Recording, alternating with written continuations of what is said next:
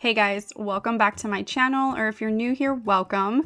Today's video is going to be a designer-inspired dupes video.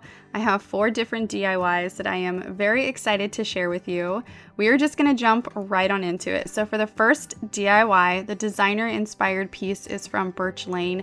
This is their Fuji wood decorative bowl, and I love this. I think it's so gorgeous. I love the way that they style it, but it is priced at $119, which in my opinion is very expensive for a decorative bowl. So when I was at HomeGoods, I spotted this wood bowl and it reminded me so much of the one from Birch Lane. I feel like it has a very similar shape and size. This one was only priced at $19.99, so much more affordable, but obviously the biggest difference was the color of the wood. The one from HomeGoods was in a much lighter tone, so to achieve that beautiful kind of rich dark color, we're going to be staining this. So I went to Home Depot and I picked up some stain, and the color that I used is called Special Walnut. I did use gloves. I would highly recommend using gloves when you're working with stain. I would also recommend doing this outside. I did stain my bowl inside and it was very strong. I did use a mask, but it was still just very overwhelming as far as how strong the smell was.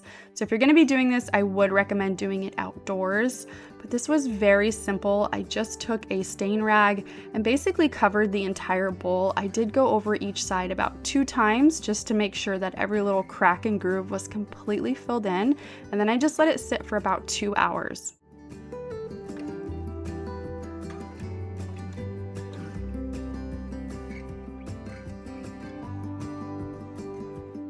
Once it was completely dry, I felt like it was still just a little bit too light. I really wanted it to look like the designer piece from Birch Lane. So I went back to Home Depot and I picked up another stain. This time I'm using it in the color Espresso. This is much darker, so definitely use a light hand. A little bit goes a long way. I didn't realize how dark it was going to be, so when I first applied it, I was a little bit too heavy-handed. But once I got the hang of it, I just very gently put a small layer over the entire bowl. I only had to use 1 coat just because it was much darker, but I liked that this really brought out the grooves and the lines in the wood. It really just gave it that kind of rich rustic look, which is exactly what I wanted. So again, I just went over the entire bowl, covered the whole thing, and I let that sit for about 2 hours.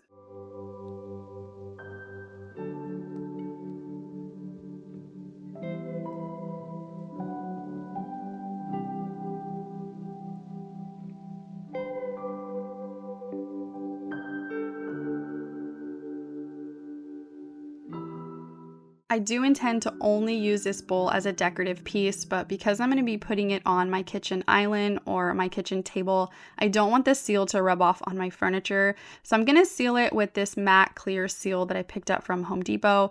I used about 2 coats and let it sit for 2 hours. And once it was done, I was so happy with how this came out. I feel like it looks very designer. It was so easy and so affordable.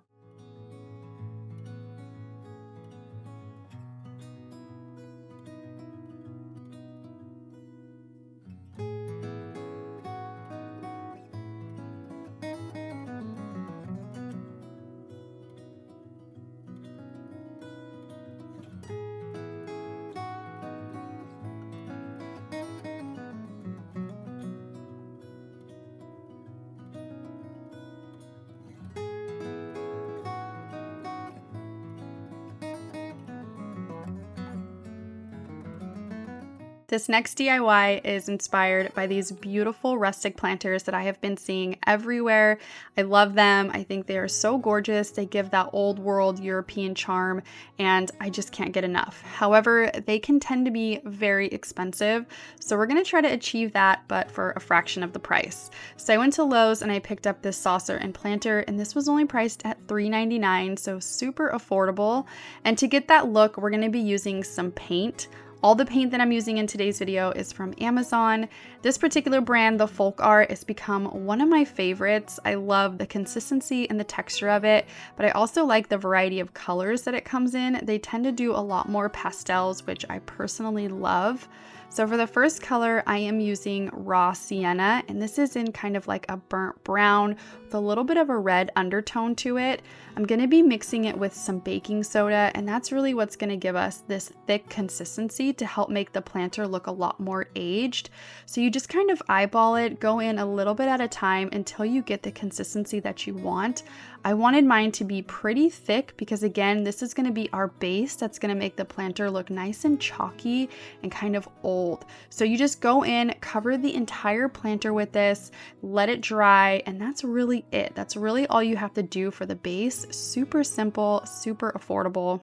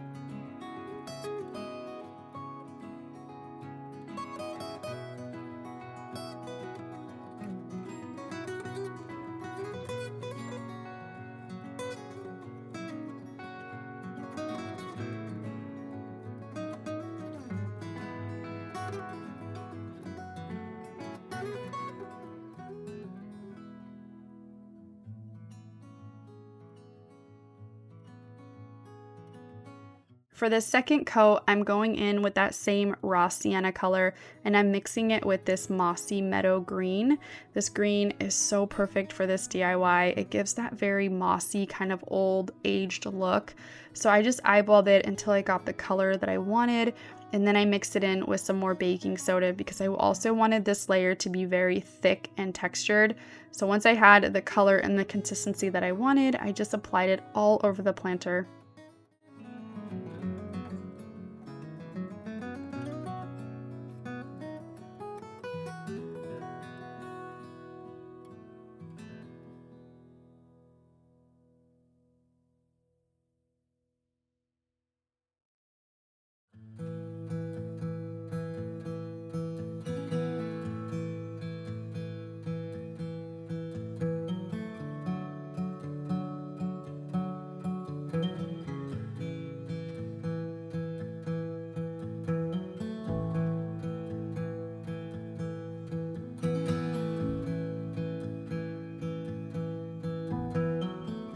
For the final step, I added some decorative wax, and I concentrated mainly on the bottom of the pot.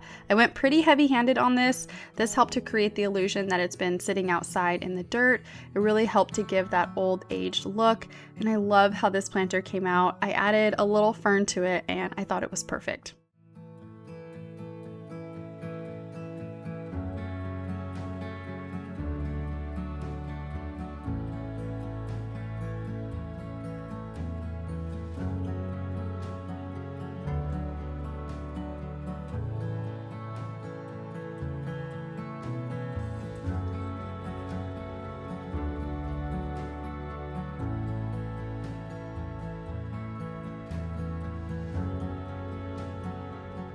For this next DIY, when I was in HomeGoods, I spotted this handled crock and I immediately fell in love with the shape of it.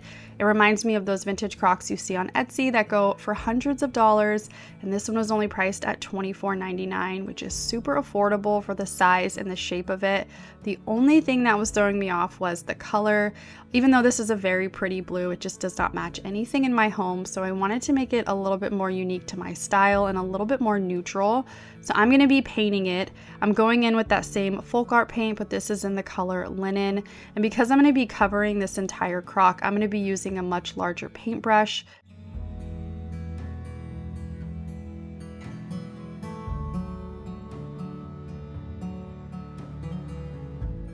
The piece that inspired me was this beautiful vintage crock that I found on Etsy. I absolutely love the look of it, but it is priced at over $250. So I'm gonna try to achieve that same look, but obviously for much less.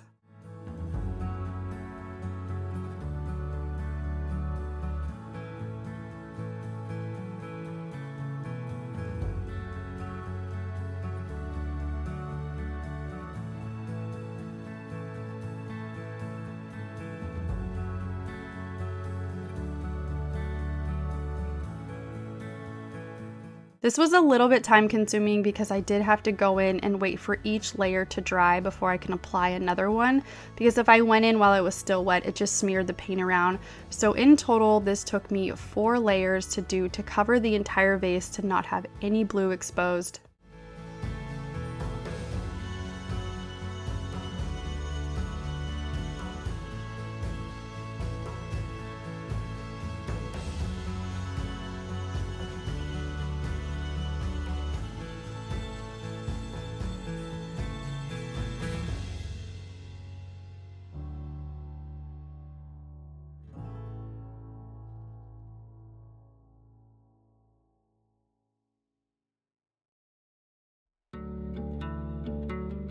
Once the entire thing was completely dry, I wanted to add another layer of dimension. So I'm going in with that raw sienna color, and I'm gonna focus mainly just around the top of it and then a little bit on the base. I noticed with these vintage Crocs, what really makes them look old is that you can see some of the original clay poking through. So because that's not what I have here, I have to create that illusion. So this color was great. So I just went in with a paper towel and a little bit of water, and I just very lightly damped all around the brim and on the body of the vase. And then I also did it around the handles. I felt like this is where the sun would be exposed to it, so this is where it would really start to age naturally, and I felt like this added the perfect layer of dimension. I didn't want it to look too blotchy, so I ended up taking my paper towel with some water and I just basically smeared that color in, and I was really happy with how this came out because you can still see the original color of the paint I used, but this just added another layer, and it actually gave it a little bit more of a yellow undertone, which makes it look even more similar to our designer piece. To create a little more contrast, I'm going in with that same decorative wax, and I'm going to be focusing on just the top and on the handles. I wanted it to look as if this is where the sun has been hitting it. So there's really no right or wrong way to do this. You just take a paper towel and kind of just dab lightly. You can make it as dark or as light as you want. Just kind of blend it down. I basically went around the entire brim and underneath just to kind of blend it out so it didn't look too perfect.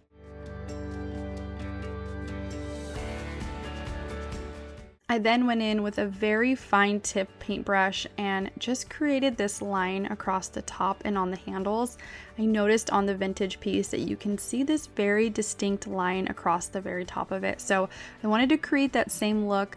I went in with my paintbrush, created the line, and then again, I just went in with my paper towel and kind of blended that out a little bit.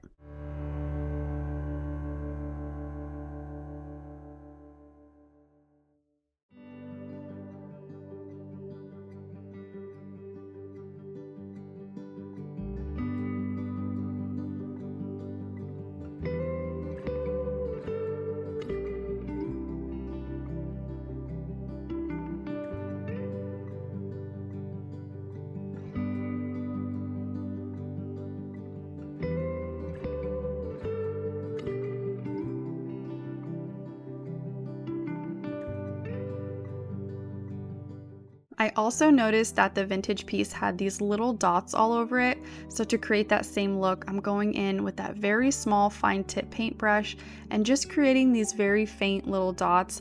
I did not want them to be too dark, I didn't want it to look spotted, and I did some big and some small just so it didn't look too patterned as well, but I just created these all over the entire vase.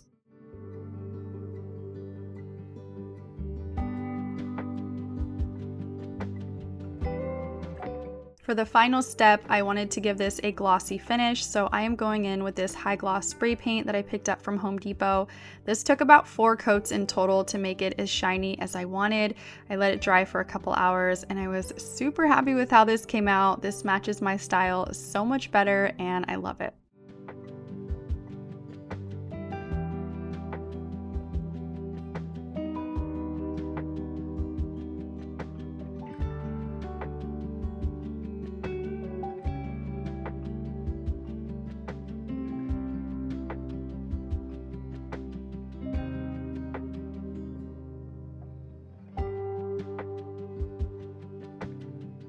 For our final DIY, we are going to be making a candle. This is inspired by these beautiful marble candles I have been seeing lately, specifically the one over at Amber Interiors. That is such a statement piece, but it is priced at $165, which is so expensive to pay for a candle.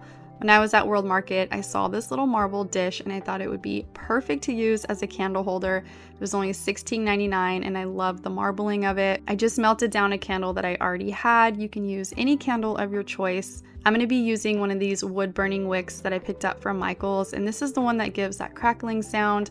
I wanted it to be a little bit different, and I also liked the color of the wood against the marble.